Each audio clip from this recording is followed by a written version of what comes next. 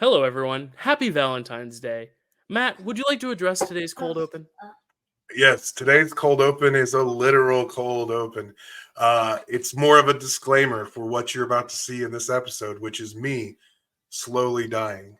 Um, I have contracted the flu or cold or something, as has my entire family. Uh, but I'm medicated. I am. We have about 45 minutes before I shuffle loose this mortal coil, and let's talk about the kissing booth Yeah. before as my last gasp on this earth. Speaking of a way to spread illness, kissing. Right. All right, Matt, why don't you take it away? Why don't you say the word? Framewreck. What a story, Mark.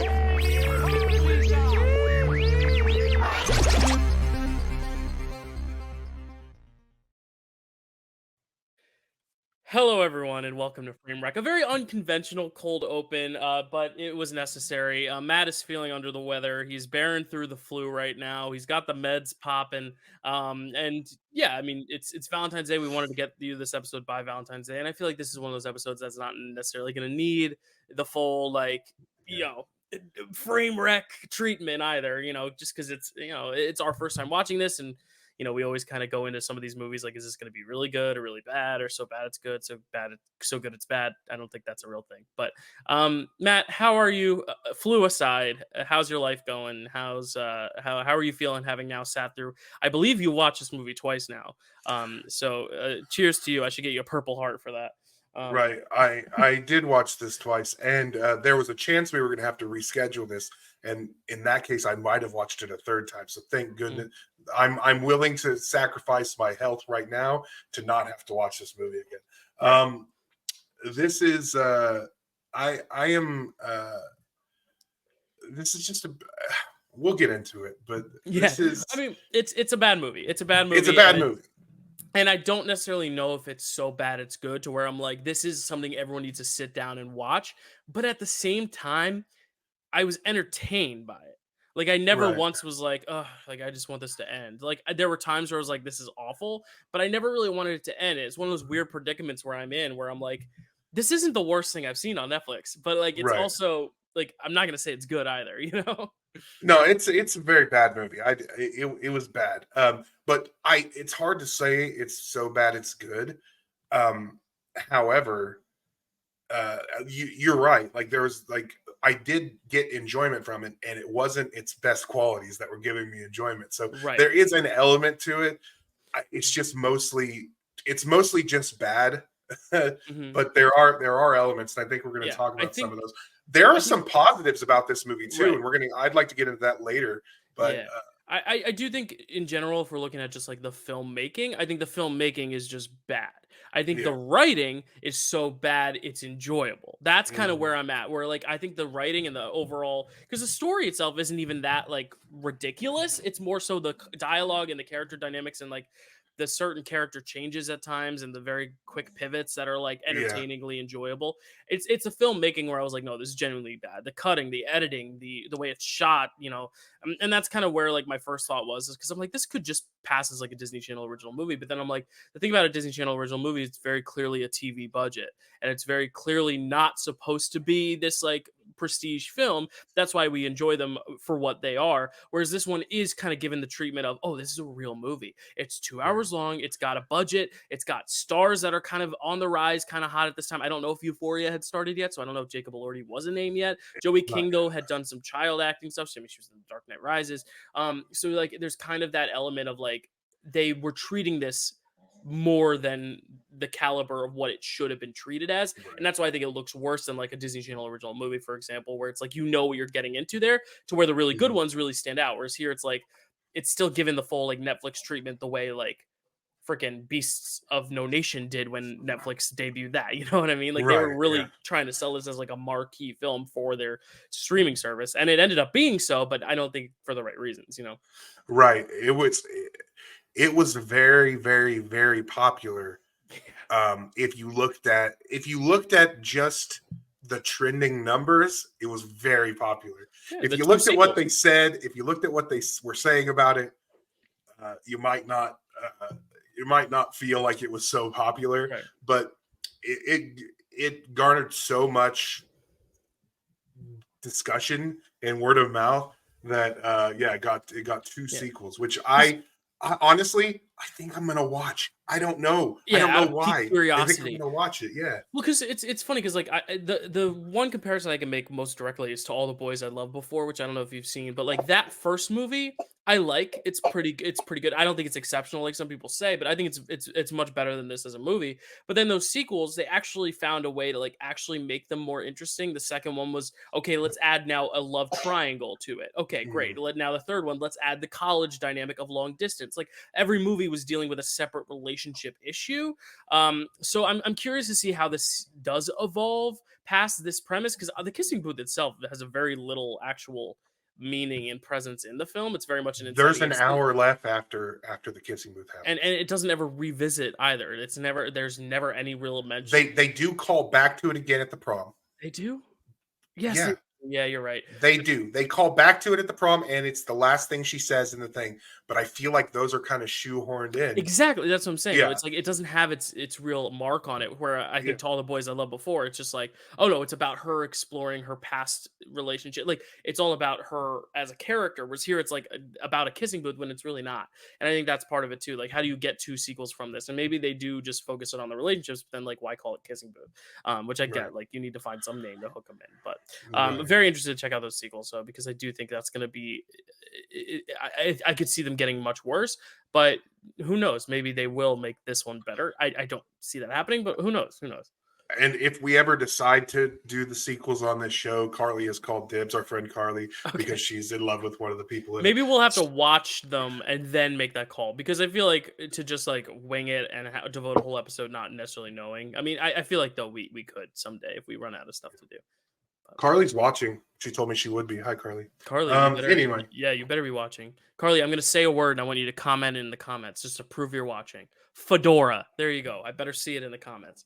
That's I don't know why I thought of that word. But yeah, how many movies that we cover really do get sequels, though? And I think that's kind of what you were saying earlier. Like, if you look at the sheer numbers, this did do big numbers. And we'll talk about it a little bit with influence. But, like, I really do think, it is a testament that this did do very well in terms of popularity, and this did get a sequel, whereas like other movies, except for like Sharknado that we've covered, don't. They're flops, and no one ever wants to talk about them again until they're reappraised in a so bad it's good way. Like even Batman and Robin kind of cut that franchise off. Like they didn't make any more because of that, and that was a sequel.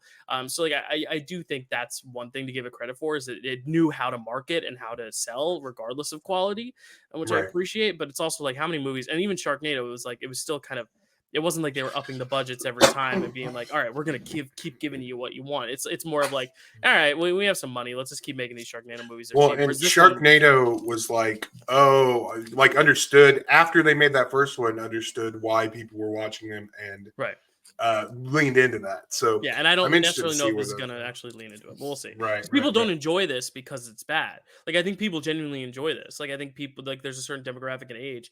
I don't know if my sister was one of the people who really loved it at the time, because she was I can't do the math here, 13 when this came out. It's like maybe.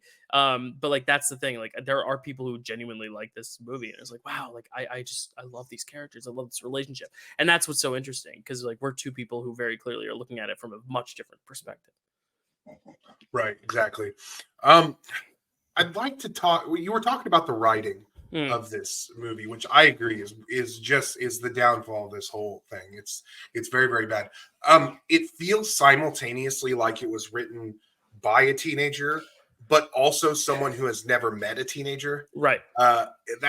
Which is an interesting demographic there. But it's like it has all the competency of just an average teenager, but also they don't seem to really get youth very well in this movie.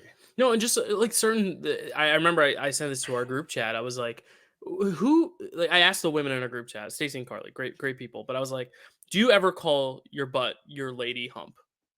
Or your lady bump? Because like that was just something like some of the terminology they were using. I think they understand that like kids have their own sense of terminology, but if you don't necessarily know what that is and you're just making up names for shit, like no one calls their butt their lady bump or their lady hump or whatever. Like it's just not a thing they do. And I think that's the thing, is like they're trying to come up with this fun slang, but instead of using the actual slang of teens at that time. They're creating their own slang, which Right. just feels so disconnected, you know? Right. Exactly. It's interesting because after I watched this, I because Jacob Elordi, I didn't. Did I say his name right? Yeah, No, Jacob Elordi. Elordi. Mhm. Yeah, Jacob Elordi. Because he was in this, and I didn't really know very much about him until this last couple of years. Even though I started watching Euphoria Right. a while back when it started.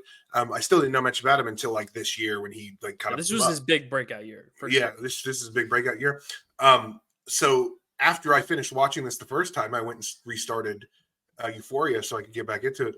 And it's interesting because Euphoria, which is a very good show, has kind of the opposite thing from this, which is that they both feel like they are written by people who don't really get teens, but this one feels like it was written by a teenager, and that one feels like it was written by a grown-up who get kind of like it works better in Euphoria, not but like it's very, or at least I hope. I don't know. I'm a father. I hope Right. that this isn't how kids are. And I think it's also, I haven't seen Euphoria either, but like I think it's one of those things where it's an adult writing for kids, so maybe the kids feel a little more heightened than they actually should. Maybe they Right. almost feel like mini adults, not kids. Whereas here, it's like adults trying to write for kids, or trying to make them sound like kids, but it makes them sound like stupid kids and not like Right. actual. I think that's the difference, is they're trying to write them as kids here, whereas Euphoria, maybe they write a little old, but I think I'd rather Right. see the characters maybe be a little too mature than like immature for their age, because Right. yeah, just some of the stuff they talk about in this movie, just the silliness and the goofiness. Like I feel like they're a little too old for that. And I'm not saying judging anyone who, who partakes in certain things, but it's like, I don't know, it just felt very adolescent. And if this was like about a middle school romance, maybe I'd buy it more. But I think the thing with high school is when I was in high school, in my first like real long-term relationship in high school, like it felt like I was in like a real mature relationship. It didn't feel kind of like silly and childish in a way. Right.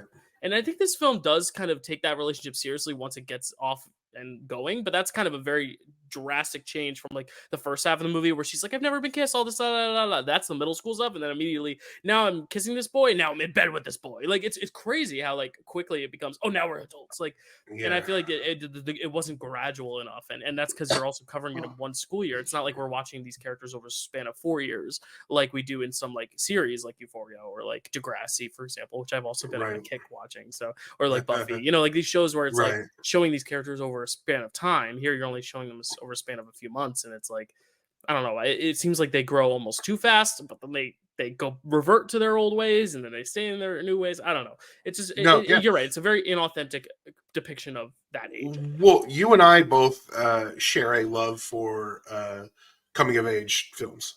Absolutely. So we both both of us, it's one of our favorite genres, both of us. Or subgenres. So like we've seen plenty of movies that cover a full school year.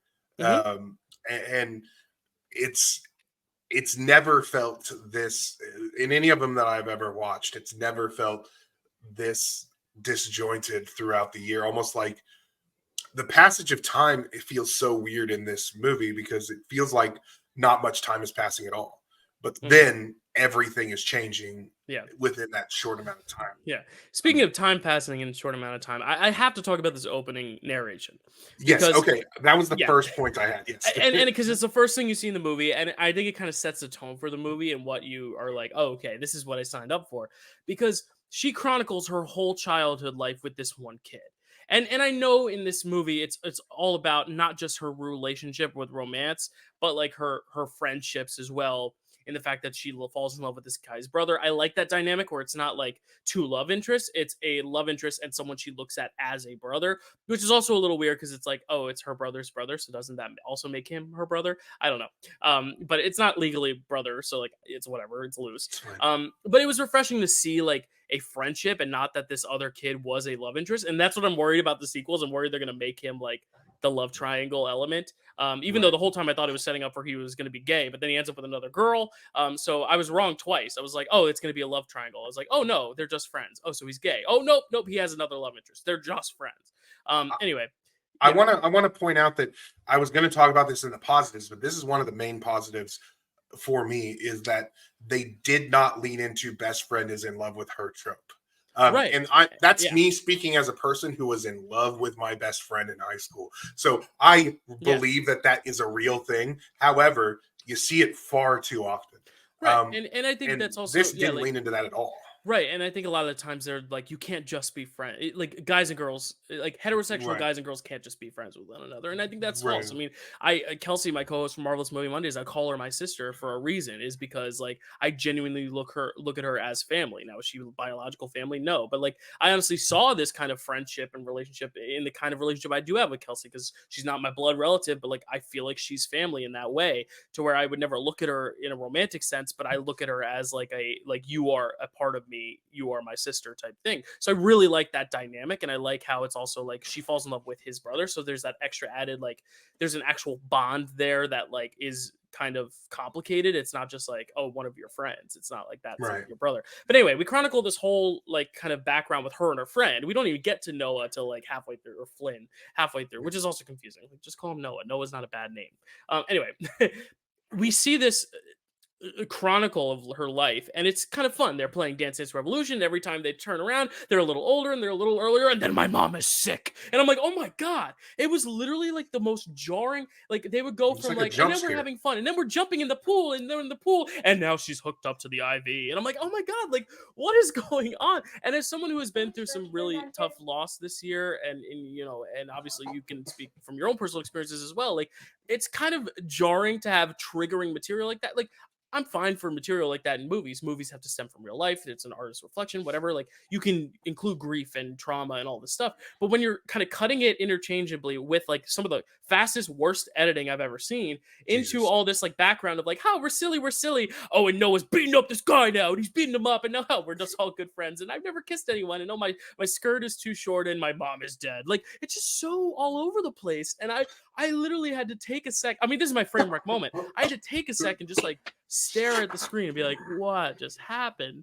Like I was like, is this whole movie gonna be like this? And honestly, for the first like 20 minutes, the editing still keeps up that really like fast pace, which I didn't like. And then it finally starts to ease off as it goes on, probably because they realized what they're like, oh, we only have so much time to film this movie. We should actually just like leave the camera rolling instead of like getting 30 shots for one conversation. Yeah. But yeah, I was just it's so taken aback. I mean, what were your thoughts on this opening montage? It was, I had so many thoughts, because the first time I watched it, I was like, Jesus Christ, like, show me something. You're telling me every goddamn thing. And like, it was like, surely some of this, and especially the stuff, like the little nuanced character stuff, I felt like could have been fleshed out in the dialogue, but they decided to throw in, he knows he hates being called Flynn or whatever, or Noah, or he knows that I know that he hates being called Noah, and it's like, okay, that number one, you don't explain that. He never once objects to being called Noah in the movie. Right? He's called Noah so much in that movie, never once objects to it. She hates being called Shelly. We have no idea why she gets called. Like, is her name Michelle and she goes by L? Because I've never heard that, number one. Number two, it would have been cool to know that and understand why he's doing any of that. But they don't tell us anything. I mean, they don't show us anything.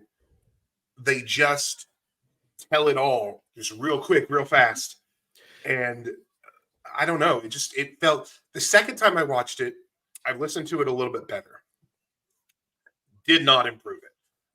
Because not only did it feel like, did I still feel those same things, but I felt like they kept repeating beats over and over again. Like, it felt so frenetic and so unnecessary. Yeah. I did not enjoy that. And it's interesting because we just talked about how great it is that they didn't make the best friend a love interest, because that's such a common trope. But at the same time, when you spend so much of this intro setting up the friendship, I mean, it is a romance at the end of the day, and I feel like we don't get a lot of Noah. All we get is the fact that he has violent outbursts, which I think is a little problematic. It's a little crazy how quickly he turns on and off, and they never really explore that. It's just like, oh, Noah, stop. They don't really explore it as any sort of like tantrum type deal. Like I think that's something that they could have addressed, because that's really the only character trait we get, is that he's a little brooding and mysterious, and then all of a sudden he has these violent outbursts, which I don't think, if you're trying to sell him as the romantic lead, is what you necessarily want to give your audience as like the first and only impression for so long. And also just the fact that you've set up the best friend so much, it almost felt like it should have gone the way of the trope of the best friend as the love interest, because we just got so much more character development. And I know ultimately the movie is also about, you know, the friendship as much as it is a relationship and how you manage your friendships with a relationship and stuff. But even then, it's like you still also have to set up the relationship if you want me to be invested in that, you know? And I feel like they Right. didn't really do that to where it was like all about physical attraction. There really was no, oh, this is why Noah's cool. This is why Noah's great. Right. And obviously, as people who've seen Jacob Elordi's breakout year, we like him because he's Jacob Elordi. But like, do we actually know much about Noah as a character? No, we Right. don't, which is also another thing that this opening montage doesn't do well, is it doesn't really set up Noah as a great character, to where I almost like, I like blinked and I was like, oh, who's this third character in the picture? I didn't even realize. Wait, who's this person? I'm like, oh, that's the brother. Oh, okay. Like, it was just Right. very jarring. Yeah. Yeah, no, I agree. And it's like a very 1980s, 1990s trope of the girl falling for the bad boy. And that feels like kind of what they were going for, except they didn't commit to that. He beats the shit out of people, but he's also going to Harvard. Right. And he doesn't really like, there's no character development surrounding his bad boy status. It's just I mean, there is some unintentional, I think, character development surrounding his badness, with like for the first 40 minutes of this movie, basically everything he says to Elle is slut shaming. Every single, like, he slut shames her through the entire movie. And the girl who's never been kissed, like it's so. I do need, okay, since we're talking about these two, I'd like to hear your opinion on their relationship, like on their chemistry, which to me there is none. I don't feel it at all. I don't think, and I think that's the problem. Is I love the fact that, again, I love the fact that they subvert the trope, but I feel like she has much better chemistry with her best friend, and it's just one of those things where I just like, I think it's because it's Jacob Elordi. They thought you don't need to write it, but it's like, no, sometimes you do need to write it. You know, it doesn't necessarily have to be just the actors relying on their charm. You know, you have to Right. actually give them something to work with that isn't just them. You know, like actors are Right. great, but there's only, I mean, this isn't an improv show. You can't just rely on them to just, you know, you can't just expect chemistry to happen, and I don't think it does. I agree. Right. No, it feels like there's no chemistry. I wouldn't say never. There are a few small points where I'm like, okay, I see these two together and it makes a little bit of sense. But through most of the movie, I don't really even get it. And it could be because she looks like a child, and in my mind, she is a child. True. Like, Right, and that's part the of tough it. thing about watching a kid who like we saw grow up as a children role, because I love Right. the Ramona Beverly Cleary books, and she was Ramona and Beezus. It was her and Selena Gomez when she was like 10. So like that was my first time watching Joey King, and then obviously she's young Marion Cotillard in Dark Knight Rises. So like I've seen her as And a The kid. So Conjuring. That's the one oh, that The Conjuring as well. Yeah. Which I only just saw this year, but yes, she's a little girl, and I think Yeah. that's the thing. Is it's like I agree with that. When you see someone as a little girl for so long, it's hard to see them as that older person for sure. Yeah. Right. And that one Survivor reunion episode. She was on that too. Can we talk about that for a second? I know this is not a Recipe for Reality episode, but like, oh my god, the fact that like I forget, is it season 26? It's when Cochran wins, and I think because she like goes, he goes in the crowd, he's like, let's find a kid. You, what's your name? Joey. I'm like, oh my god, that's Joey King, and then she writes Cochran's name, and then he wins. Like, because for context for those who don't watch Survivor, Jeff Probst would sometimes poll the audience and like ask a kid in the audience who they thought was gonna win, and then if they got it, they gave him some like nice backstage tour afterwards or whatever. But she was quite literally working for CBS at that point in their movies. It was like she was obviously like either an audience plant, or she was just like, oh, like we know she's charismatic on camera, you can pick her type thing. But I just think that's so funny that like she appeared in that reunion show. Well, anyway. I texted you like while I was watching it. I was like, "Is that Joey fucking King?" Like, You're like, "Yep." Yes, Joey King play Celebrity Survivor, because I know she's a fan. They never done Celebrity Survivor. They need to. They've done Celebrity Big Brother, but they need to do Celebrity Survivor. They did a show in the early 2000s called "I'm a Celebrity, Get Me Out of Here," and it was not good. I just remember watching. And also, that was right after really... Sanjaya went on American Idol, and then he went on that, and it was a catastrophe. Yeah.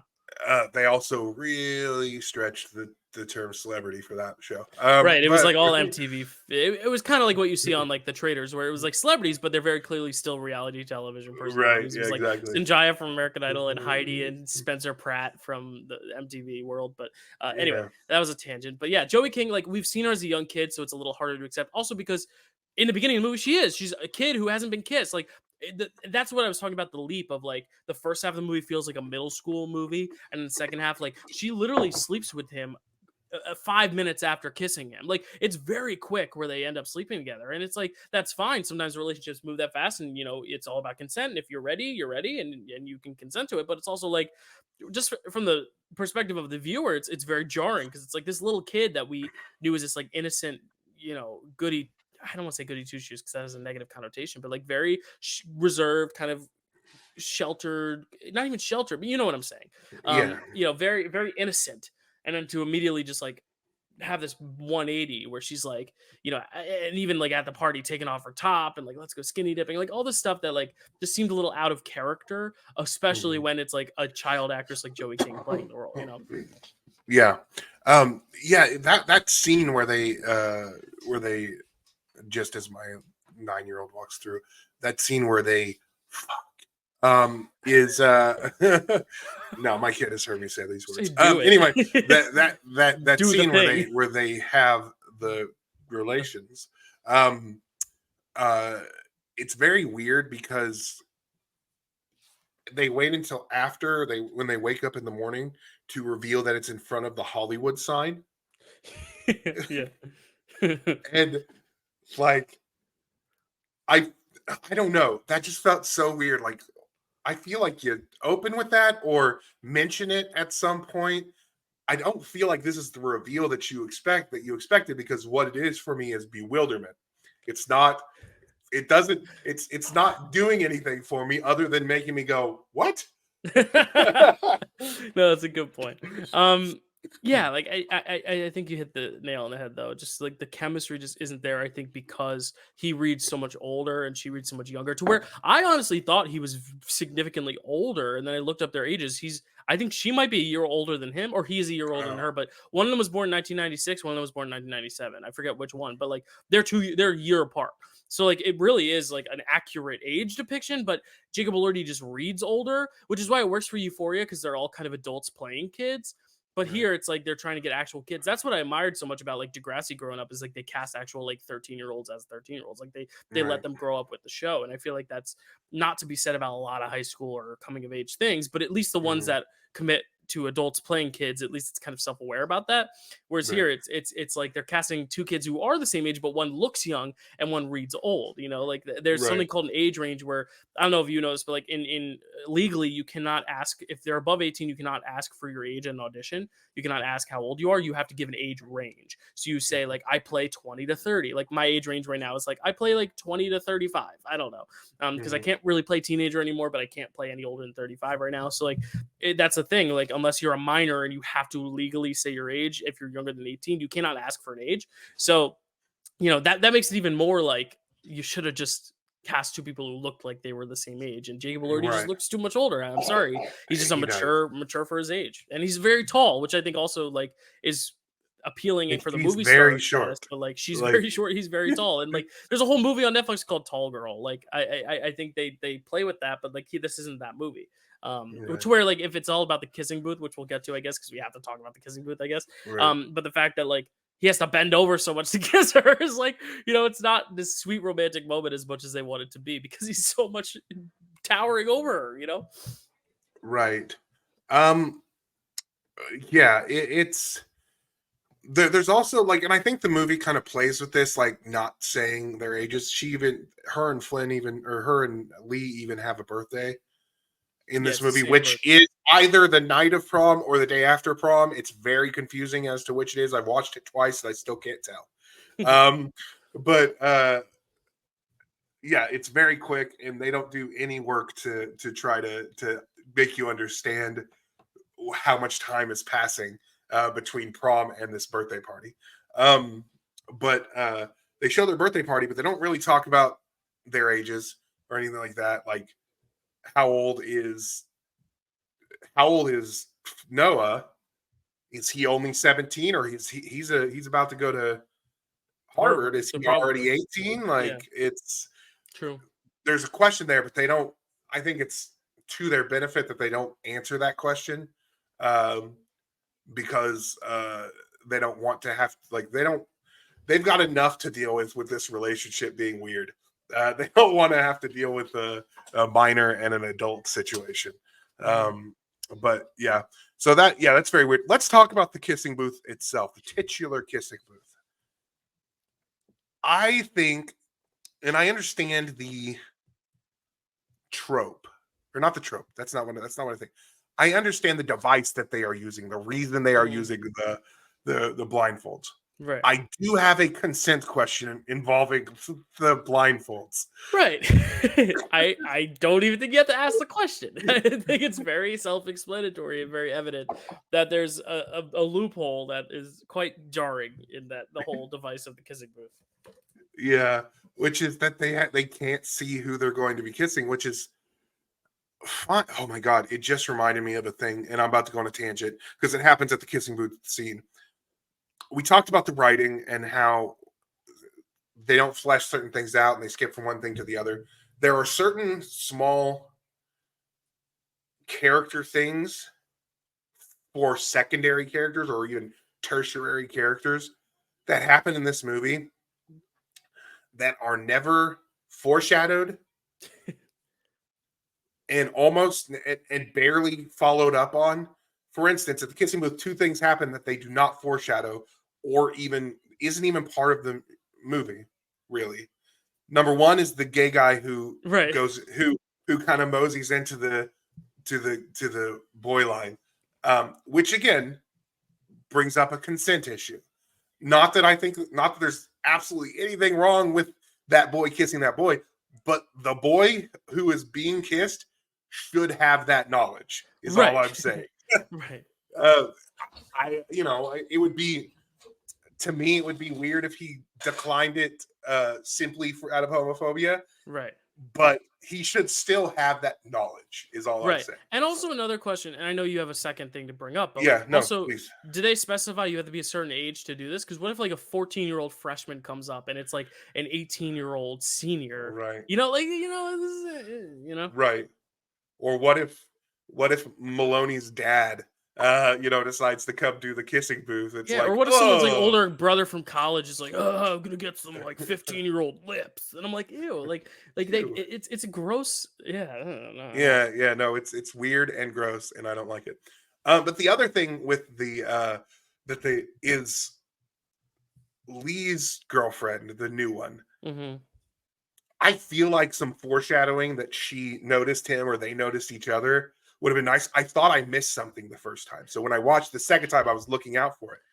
See, I thought at first, like, because there's that scene where they were Joey King's talking to the other three, like, mean girls who are very clearly, a borrowed trope as well. But, like, talking about the kissing booth or whatever, and he's sitting at the other table, like, smiling or whatever. And I feel like he makes eye contact with one of the girls. And, like, I thought that was supposed to be, like, a foreshadowing of a romance.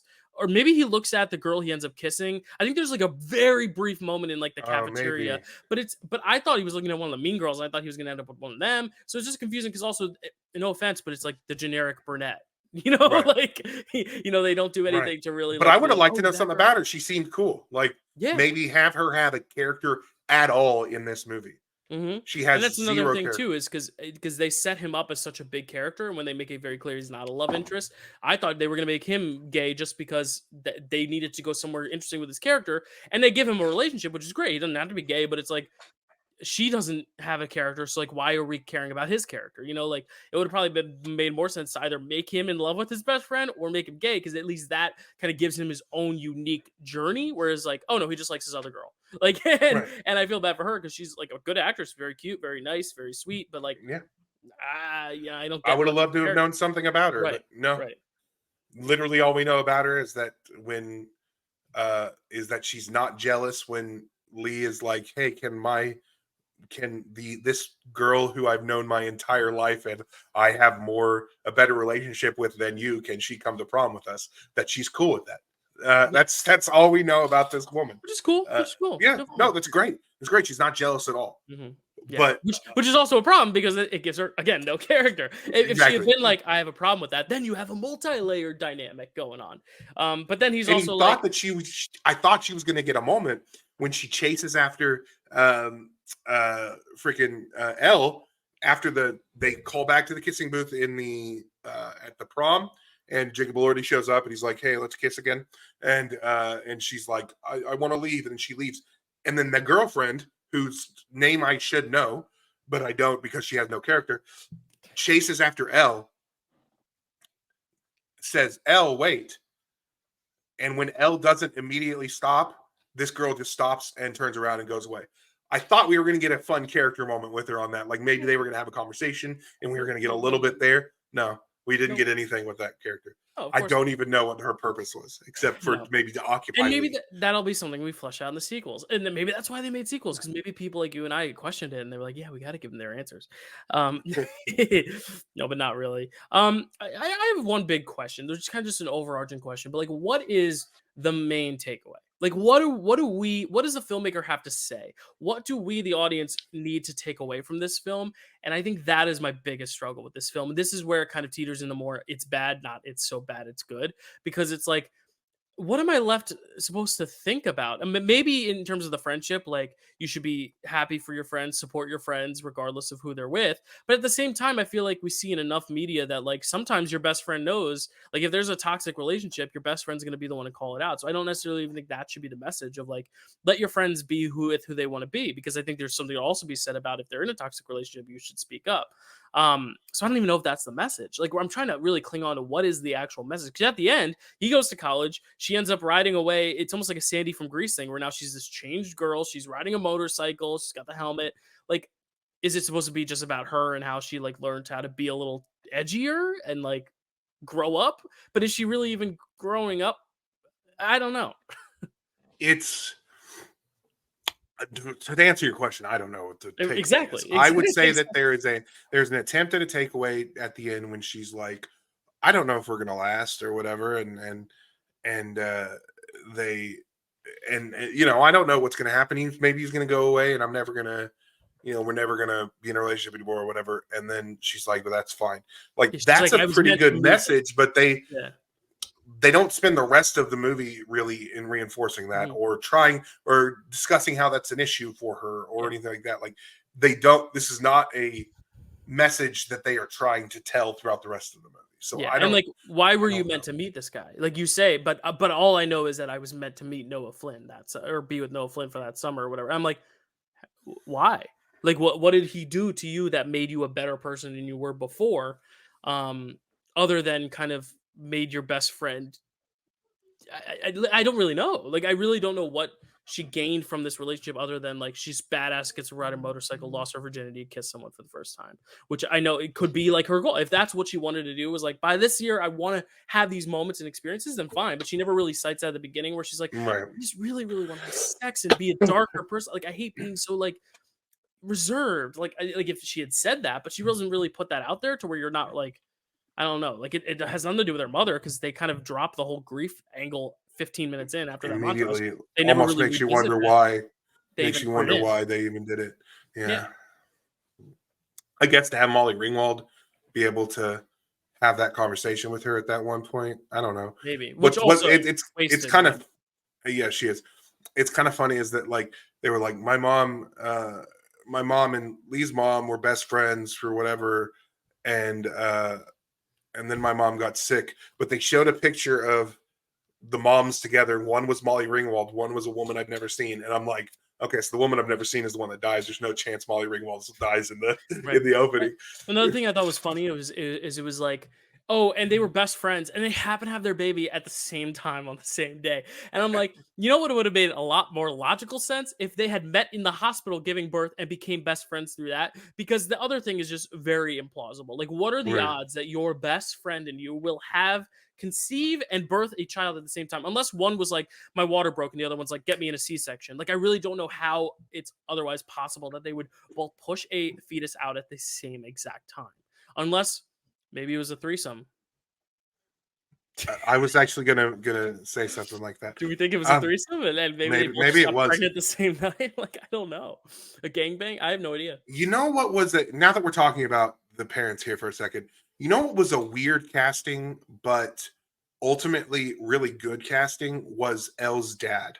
Yeah. It's weird casting because I've never seen him. He doesn't seem like he doesn't like fit the part for the rest of the he doesn't fit in with the rest of the characters in that movie like at all.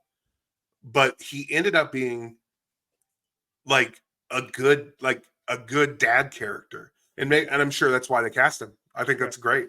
But it was just at first I was like, wow, something about this dad and the rest of the cast is not like the others. You know, like it's very interesting. Anyway, that was a little tangent.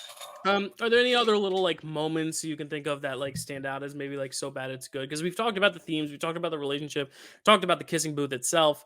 One moment that just struck me was the fact that like they don't throw the balls that hard, yet that kid flies into the pool after getting thrown a ball into. Just very early on in the film when like they throw a ball at him and he like flies in the pool. I'm like, all right, that's kind of like the Ben and Arthur thing of like, come on, did you get hit that hard?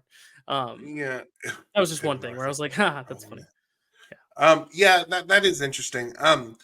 There is one more part, but I'm going to talk about it when we talk about our superlatives. Okay. But I will say that the principal was weird in this movie. Yeah. That whole principal scene with the lady bumps, it's funny. I mean, listen here, it's the year of our Lord 2024. Gender and genitalia are not connected. We don't need to worry about that. However, if you're going to call something a lady bump, perhaps it's not something that every person on earth has, which is a butt. It feels it's weird. Yeah. It's weird to say it at all. They shouldn't have said it at all. Let alone to your principal. I also thought it was funny how much he acted like one of the little children in that moment, because he's like, what about your backup pants? He's like, my pants are the cleanest. What about your backup to your backups? These are my backup to my backups. And he's like, okay, fine. I'm like, what?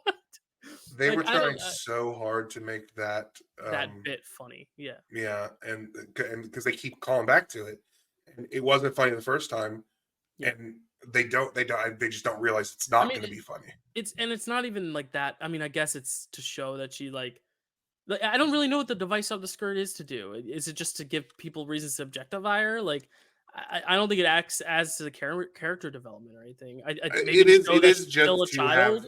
I don't know.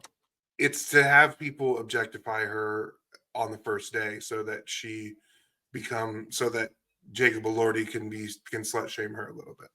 Right, which is weird. But okay, do you want to get on to the oh, I will say this. There was one more thing about positives, because I had a couple positives. I mentioned one earlier, which is they didn't follow that trope. The other thing is the casting. The casting was actually really good, and I started talking about it with the dad. It kind of felt off, but he actually was kind of refreshing. Whoever decided that that Joel Courtney and Jacob Elordi should be brothers should get all of the money. I was thinking the exact same thing. Like, I was like, that they just look so much alike, and it's not like they look like twins either. It's like very much like you could be brothers, which is exactly perfect. And they felt like that's the chemistry in that movie. Those two had brother rival chemistry in that movie. So no, I agree. Yeah. That was one thing I completely agreed with, for sure. Yeah. But yeah, let's go on to some superlatives. Do you have worst line of dialogue? I mean, I've said it. We've said it twice already, but I am upset. Dude, touch my lady bump is just the one that I've just been thinking about in my head. I've just been like, what? It's just such a bizarre thing. To who she's saying it to, the choice to say, just be like, this guy touched my ass. This guy like slapped my ass. Like, just say that. But like, dude, touch my lady bump is like such a weird phrase. Right. I don't know. It's the one that it was the first one I noticed, and it's the last one I thought about when it ended. That's actually mine as well, and we talked about it so much. So that's just, I mean, there's a lot of them. There were a few that I wish I had written down more, but there were a few where I was like, okay, that's terrible. But that was the one that I kept going back to, that I was like, okay, this just encapsulates how bad this writing is in this movie. So yeah, it's the same for me. My worst actor in this movie, and I'm not even going to name the actor because it's 3 of them, all 3 OMG girls. Okay. I sincerely hope that they were told to act like that, and that that's not just them being bad at it. I'm sure that they were told to act, to speak in that way, and to never deliver a line with any sincerity. And that's fine. That's the kind of character they were going for. But Jesus Christ, I could not stand it when they were on the screens. The main one, the one that Lee was in love with, she was probably the best of them all. I just needed to give it to all of them. But the other 2 especially were just so bad Yeah. in the movie. Yeah, it was hard to find a worse because I'm like, I've seen these actors in better stuff. So like I know they're not bad actors, but I really don't think Jacob Elordi, I didn't get much from him. Like he would be my worst just because like Joey King, I don't love in this either, but there's a one scene toward the end where I'm like, okay, like she's actually selling it well, and I'm like, okay, this is a well acted scene. Whereas Jacob Elordi, I never had that moment. Like I never liked him and rooted for him the way you want that to be in this type of movie. So he would be my worst, even though I'm not that passionate about it, because I also know he's a very good actor. So I feel like it's more the material than it is him, but also like I didn't think he was very good. I agree that he was on my short list. So I agree, but Which is ironic. Yeah, because he's not short. Right. Obviously he's a great actor. He's shown us that this year. And in recent years he's shown us that. It's if y'all haven't seen Saltburn, haven't seen Priscilla, haven't seen Euphoria, watch him. He's great. Yeah, exactly. Obviously he's a good actor. This was not his best work.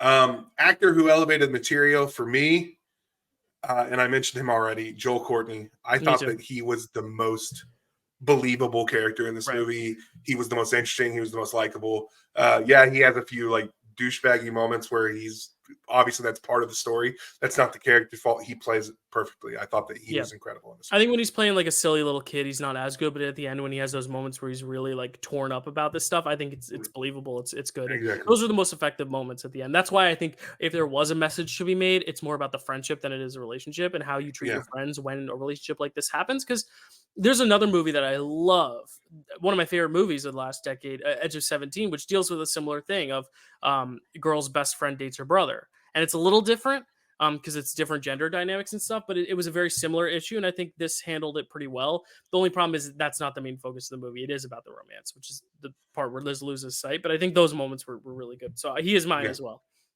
Yeah, excellent. Okay. Let's talk about the train wreck moment of this movie. And it was the part I teased it before that there was one more part I needed to talk about, and that is the absolute mind-boggling decision and just lack of trust in us as an audience to think that we would just believe that this was possible. To think that him getting in the car in that Batman costume. That's mine. That's yours too? Well, because I mentioned it was the opening montage, but I had another one to mention later. Yes. Yeah. That she wouldn't notice, and that she would just move on for that long without noticing that it's Lee, who is considerably shorter, has a different face size, who obviously talks a lot that he never spoke. She never once suspected. And then when we get to the huge romantic climax, all he says is, "You just did." Oh my god. And the fact is, like, he's so much taller than Joel Courtney. Like, you didn't think, like, oh, his head is almost touching the ceiling. Wow, you've grown, Lee, in the last 10 seconds. Right. Yeah, it's just so funny. Yeah, because as soon as they weren't really showing his face, I knew. And then they show him, I'm like, all right, I got it. But it was just, it's one of those annoying moments where you're like, and they've been driving for a while, you'd think. You just did. And then, like, almost crashes the car. He's like, pull over, babe. Pull over, babe. I'm like, you're in the middle of a highway. Don't pull over. Just keep driving, please. don't pull over. Wow. Yeah, that was, I can't believe we had the same moment. Yeah, I just, that was nuts. Yeah. So that is Kissing Booth for Legacy. It's really just they made 2 sequels, and Dylan and I, for some reason, want to punish ourselves by watching them. I'm further. intrigued. I'm intrigued. Yeah, Hey, it did its job in intriguing me at least. So like, listen. This is not a half-star movie for me. This is like a Letterboxd half-star. Like we'll get to our ratings in a sec. But like, this is like not the worst thing I've seen on Netflix. Like I went through the Netflix library. Like the animated Marmaduke is there. Thunder Force. He's All That. There's a few that I'm like, this is better than that. okay, right on. Hillbilly Elegy. Yeah, well, let's get into the scoring, which is oh god, this is not the point, but if you've ever been to rural Oklahoma, which is where I'm from, Hillbilly Elegy is not a bad movie. It's very realistic. I'm just saying it's very realistic. I know. Anyway, not the point. I actually didn't watch that whole movie, so I can't say for sure if it's good or not. But okay, so Matt, brings us to the matter of the score. I actually, this is pretty simple for me. On the Framewreck scale, it's going to be really low because it's not, the entertainment value does not come from its badness. It's just a bad movie, so it actually only gets 1 lady bump out of 5 for me. Yeah, I still found myself entertained. So I did go 2. Okay. I did go, and I did have lady bumps as well. So I'll just think of another thing. 2 ridiculously unnecessary editing cuts out of 5. Okay. Yeah, no, we were big on the lady bump usage in this episode. Yeah. It's interesting because you say that you were entertained, and I was entertained, and there were things to like about it. It reminds me of, because another pretty, at least for us, pretty famous episode where we talked about a movie that was just bad and not bad and good. It ended up being a really great conversation that we had, which was Battleship. I kind of compared it to that. Like I kind of gave them a similar rating, which is that it's not the worst movie I've ever seen. The entertainment that I got from it was it feels like from a legitimate source, even though there were some, I was entertained by the badness. That's why it was so low. But honestly, 2 versus 1, it's really, the point is it's down. It's right. Yeah, it's not so bad. It's good. So it's not making Mount Trashmore. We're not even going to entertain it. We're not even going to bring it up. Yeah. So that's Kissing Booth. Let's talk about what's happening next month. I am so excited. Okay. I have not been as excited about this as about something as I am about this. The idea for this. Dad, are you really excited? I am really excited, bud. That's my 4-year-old. The idea for this episode was brought to us about a year ago by a friend of the channel, mother of the creator of the channel, his best friend, Becky Randazzo, who will one day be my best friend. Yes. Who we tried to get to be on an episode, but she, for her job purposes and just in general, she's not going to be on the episode, which is fine. But she inspired this episode, so she absolutely inspired this episode, and so she will be forever thanked, and I will be forever grateful to her. Anyway, last March, she sent Dylan a message showing him a TV guide of all of the. Yeah, let me before you say what it is. She is a big she's a big night owl. Her and my aunt both were very. My aunt was a very big night owl too. Like my mom, super big night owl. Just runs in their DNA. And my mom, she always loves to throw on either Lifetime or Sci-Fi, one of those channels where it's usually playing B-movie schlock at night. Sci-Fi has kind of upped their game a little bit. I think they've been playing some Harry Potters recently. Some of the Alien movies will occasionally pop up there, but usually it's your Sharknadoes or they had a lot of Chucky on during October season. And I like the Child's Play movies, but it was very much more a little bit campier, a little bit sillier, a little bit more less prestige movies. So she was on Sci-Fi in March, and obviously March, St. Patrick's Day. So clearly there was a marathon going on for the whole month of March on Sci-Fi. So every time she turned on Sci-Fi at night, she would watch one of these movies, and she was like, you should just cover these. So Matt, tell us what movies those are. Okay. So, and it's not just that we're covering the movies. We are doing this bracket style for Yes, March. it is March Madness, which March. if you know basketball, March Madness, college basketball, there's 64 teams, narrows down to 32 to 16 to 4, bracket style. So we gotta embrace the Right. March Madness of it all, and We embrace do. the fact that there is a franchise that has 8 movies, which works out perfectly for a bracket. It is. The Elite 8 for this is, and I've got a prop right here. Leprechaun. We're gonna do all 8 Leprechaun movies. We are going to put them in. They're gonna go in a tournament style. Mhm. We are going to go through and we're going to eliminate. We're going to figure out which one is the Framewreck movie in that franchise. So only one of them Yes. is our Framewreck movie. We're not going to advance the best movie of each round. We're not going to No. advance the worst. We're going to advance the one that fits the Framewreck criteria most. Exactly. Yep. So we're going to go through this. We're going to have a special guest, my friend. Well, hopefully, my friend Chris. We have him on standby for this. He's going to come because if we disagree, we need someone to break a tie. Obviously, Exactly. So you can't have a bracket with 2 people. Yeah. And as he said to me, I've been training my whole life for this. So So don't expect a full blown So discussion on each in terms of like what makes this movie great. This. We're not going to go through each one because that would take a while. We're just going to kind of talk about the 2 movies as a whole. What moments stick out to us most? Because I've never seen these movies. I don't know if Matt has. I don't know. I've seen all of them. I've seen some of them. I don't know how good these are or bad they are. But my mom was watching them and was like, "You need to do these for Framewreck," which means there's obviously got to be some badness to them. But so thank you, Mom, for your late night sci-fi channel searches. Not even searches, she stumbles, which is also fun. She just honestly, she knows the channel number, so she puts it on and watches whatever's on, which I love, regardless of what it is, if she's seen it 30 times or 10 or 2 or none. But yeah, thank you, Mom, for inspiring our Leprechaun March Madness. Thank you, Matt, for thinking of the bracket idea. Thank you, Chris, for being on it. We'll see y'all next month for that. Matt, any other plugs before we head into March with Leprechaun?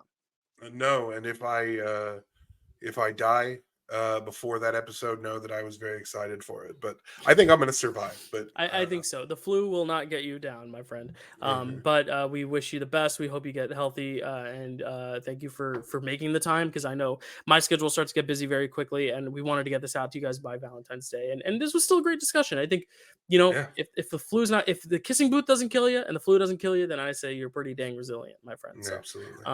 Thank you all so much for watching, and we'll see you with Leprechaun next month. What a story, Mark.